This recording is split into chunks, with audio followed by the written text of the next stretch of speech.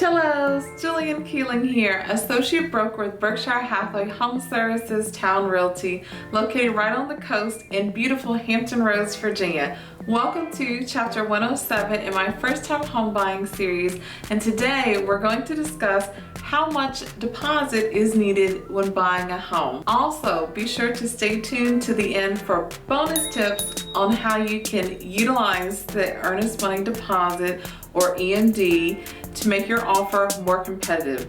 As I'm always presenting you with options and producing results, let's jump right in. When you're making an offer on a house, you will typically need to put down some type of monetary deposit, and in our area it is called the EMD or earnest money deposit, and it's also known as your good faith money.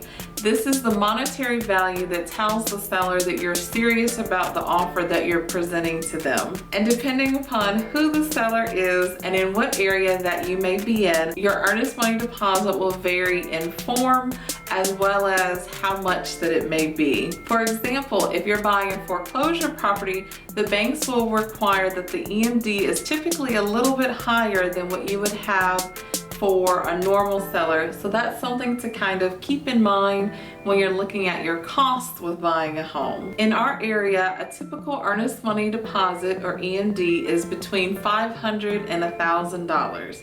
This is due at the time that you are going to be making an offer to the seller. Now, when you put down your earnest money deposit, it doesn't just go away. You will see it again in one of two ways. One, at closing as a credit towards your closing costs and or down payments. So for example, if you have $1,000 that you need to bring and you put down a $500 EMD, then the only amount that you would bring would be $500 additional dollars. The other way that you see the EMD is if you have some type of contingency in the contract that doesn't work out and you're mutually released from the contract, then you will get your earnest money back and then the seller puts the house back on the market. One of the most common types of contingencies is the home inspection. So say for example, you have the home inspection and the inspector says the house is going to fall down tomorrow. So obviously at that point, you don't want to buy the house anymore. So you could ask to be released and you would receive your earnest money back. The only time that you would really lose your earnest money is, say for example, if you're outside of your inspection contingency period and you decide that you no longer want to buy the house.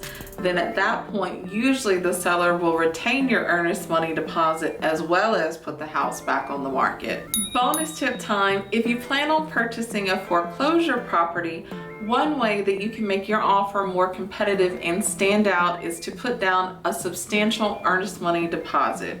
The banks, for whatever reason, typically look more favorably upon this.